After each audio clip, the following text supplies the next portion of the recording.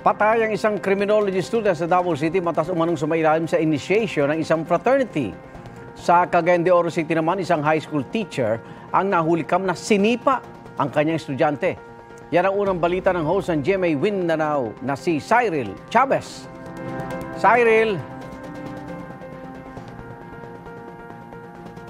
Yes, Igan, inakala raw ng guro na binubuli siya ng nasabing estudyante, kaya pagalit at tadyak ang inabot nito sa nasabing guro.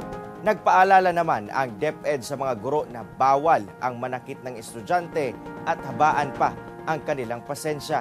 Narito ang report. Ito ang viral video ngayon sa social media. Makikita ang grupo ng mga estudyante na nakatayo sa hallway ng paaralan. Maya-maya pa, makikita ang isang babae na lumapit sa isang estudyanteng lalaki. Pinagalitan niya ito at sinipa. Ang babaeng na videohan ay isang guro sa Bayabas National High School. Ang lalaki naman ay isa sa kanyang mga estudyante. Ayon sa pamunuan ng Bayabas National High School, nakausap na nila ang guro at ang mga magulang ng bata. Hindi mo ginato kalikayan, ang mga bata sa giyon nga gani mismo ang bata may mabuli sa maestra. So ang feeling sa maestra nga siya gibuli, so motong na-recall niya kani mo ning mga bata. Hindi na suspende ang guro, hindi na rin itinuloy ng mga magulang ng bata ang pagsasampa ng reklamo. Paalala naman ng DepEd Cagayan de Oro Division, bawal manakit ng mga estudyante, physical o verbal man. Patay ang 19 anyos na criminology student na si August Cesar Saplot matapos ang isinagawang initiation ng isang fraternity sa isang universidad sa Davao City. Ayon sa mga otoridad, malubhang pasasahita ang tinamo ng biktima na posibleng resulta ng paghataw sa kanya ng isang matigas na bagay. Ang isa pang estudyante isinugod naman sa ospital matapos magtamo ng sugat sa iba't ibang bahagi ng kanyang katawan.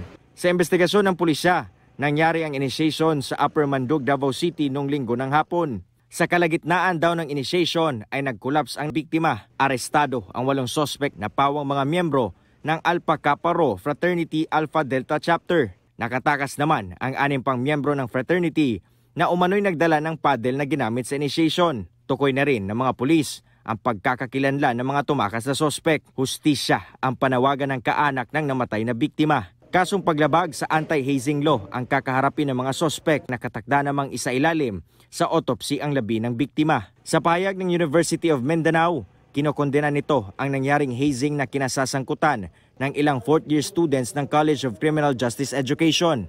Banned sa universidad ang fraternities simula nang ipinatupad ang anti-hazing law. Hindi rin daw kinikilalang organisasyon sa universidad ang nasabing fraternity. Nagpaabot na ang universidad ng pakikiramay sa mga kaanak ng namatay at nangangakong magbibigay ng tulong sa pamilya nito at sa isa pang biktima na kasalukuyang nakakonfine sa ospital.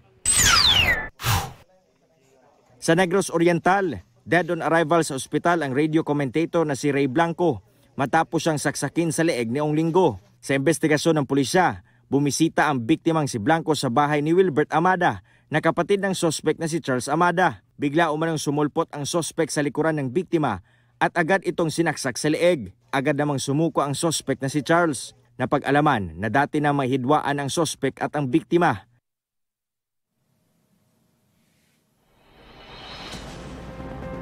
At yan ang pinakauling balita mula sa iba't ibang rehiyon ng bansa. Abangan mamaya dito sa Mindanao ang At Home with GMA Regional TV alas 8 ng umaga pagkatapos ng unang hirit. Igan. Maraming salamat, Cyril Chavez. Igan, mauna ka sa mga balita. Panoorin ang unang balita sa unang hirit at iba pang award-winning newscast sa youtube.com/GMA News. I-click lang ang subscribe button. At sa mga kapuso abroad, maaari kaming masubaybayan sa GMA Pinoy TV at www.gmanews.tv.